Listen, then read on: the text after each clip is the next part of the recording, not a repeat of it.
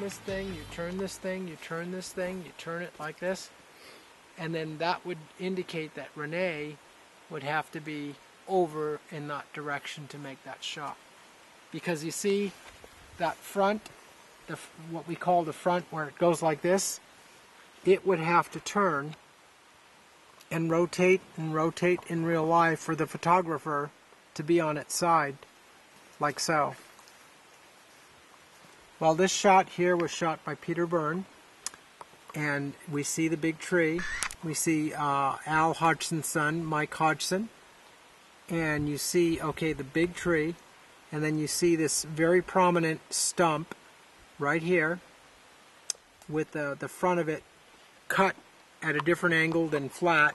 And then in real life, which is 2012 right now, July 27th, that is the remnants of it right there. And if you look at this again, you get a stark difference in terms of contrast using black and white film, which you see here, as opposed to color. Color is good for some things. Black and white seems to bring out a whole different flavor of the same area. It seems like you see things differently. So you get to see these side by side, although they are of different vantage points. But you see how the black and white, you could really kind of see inside, you know, a different type of view. Yeah, so Daniel, show me, you already showed me on this one. We're talking about right here, this stump that's just over here. That stump right this here. One right here. This stump right here. This guy is right there. And compare right over here on this one to the 71 aerial. And then if you look at it over here, the big tree, which is deceptive, is right here. The big tree. And there's that other stump on this right. overall and then, view picture. Yeah. So, big tree, stump.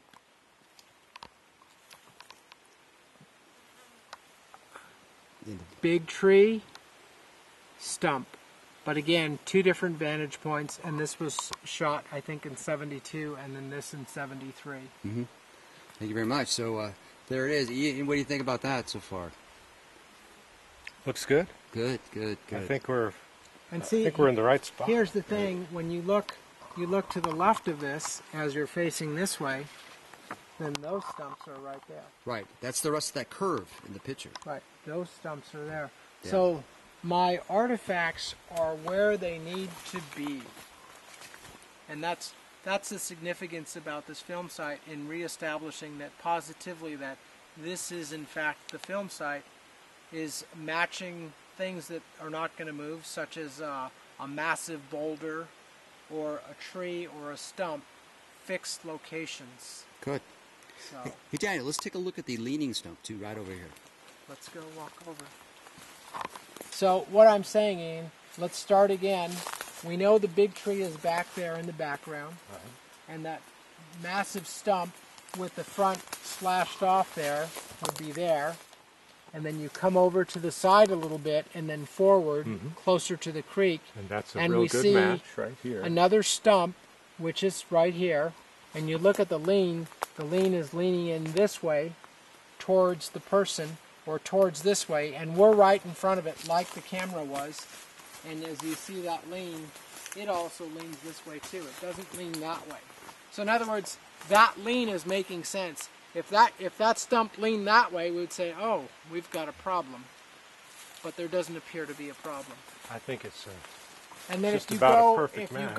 If you go to the left of that leaning stump, the other stump is there, and you could see like, wow, that looks like, if this guy's 6 feet, the distance between here looks like it could be 6, 7, somewhere in that vicinity. And so what I'm saying is that makes physical sense. Hey, Ian.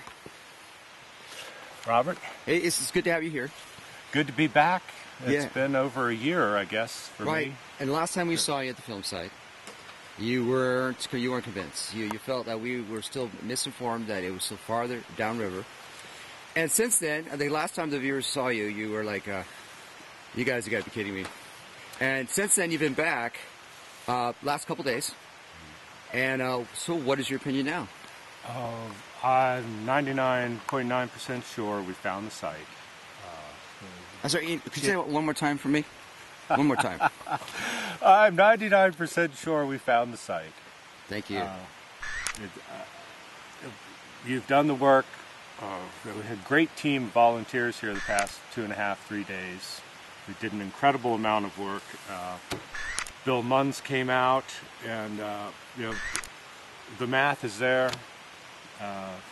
Trees line up, stumps line up, distances make sense. We've got it. Daniel Perez came out, so he was here too to give us stamp of approval on it. So there's been an incredible amount of work done. One of our intrepid leaders here spent last night coming up with putting our measurements onto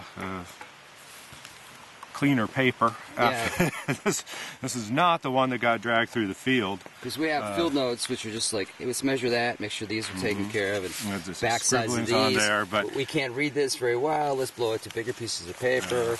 Well, I guess the biggest thing we've done the past few days is take last fall's grid map of the area and start putting in some distances and between the main objects. So now we've got hard numbers in addition to just the rough estimates of where things were on the grid. So we have exact numbers for about a dozen different important items visible in the film and located on the grid. So it's pretty conclusive. There'll be more work forthcoming, especially as Bill Munns continues his analysis mathematically of the site. He already has laid out on the ground the creature's trackway, Patterson's movements, Patterson's filming locations, and it's lining up pretty well with everything else we have. Renee DeHinden's measurements on the site from the 70s. So I think we've put this one to bed. This is where the film was made, and it's considerably further upstream than most people thought. I'd certainly never been taken that far upstream to look at the site by any other investigator or researcher. So we found it. A eureka moment. Yes, you and Steve found it. Steve was our first convert. I was holding off because I want to compare the 71 overview with Renee with everything else, but Steven saw that big tree, and he did the same thing I've seen him do several times when he sees big trees. I think this is it. But this one actually... Yeah, so this one makes sense. It fits. We've got other trees. We've got the stumps.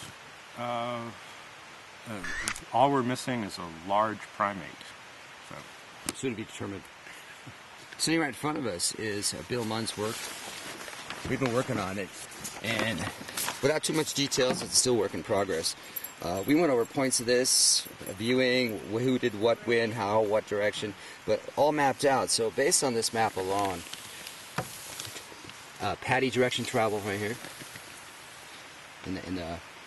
It starts out green, pink, pink, pink, pink. Intermittent every so much distance, and that's when the film ran out right there. Over here when Patty first started being filmed. So from this, with the trees, and this is on top of Renee's, really faint. You see Renee's survey work on top of this. And maybe this is a little off. So working on all these guys here. So once you know these lines and distances, which we do know, you take 90-degree perpendiculars and you have a map distance, and you can find this, you can start intersecting these lines, and you find where to exit the flat floodplain approximately, and the approximate path of travel. So that's something we'll be looking at a little closer. Yeah, but we can. There's still a few things that come to mind. We could attempt to recreate the creature's exit. As Bob Titmus had reported in a week or so after the filming, he was able to follow her trackway apparently across the creek and back up the opposite bank to where she apparently sat down and watched where she'd come from, where presumably she was seeing Bill or Bob and Roger making casts. Now that would be something interesting. Go up the other side of the creek and hillside and see if we can find a possible location that would look back down on Ground Zero. On Ground Zero, yeah. But this just extraordinary work here. We've got all the main trees from the background, Renee's original work, and then all of Bill's work. This is incredible. We've got all the known photographs of the area and where they were actually taken from. We've A lot to look got it forward all. to. Yeah. Oh yeah. So I guess the story isn't over. It's like we're just going to go find the film site, right? We're done. We're going to pass it on to somebody else with more expertise. Done. Now we're thinking, God, wouldn't that be nice to be able to determine the height of the creature next step? After that is which way did it go? So, sounds really good. There is some work to be done on that. There's estimates of height from just under 6.5 feet to over 7.5 feet. So this may give them some more to work with.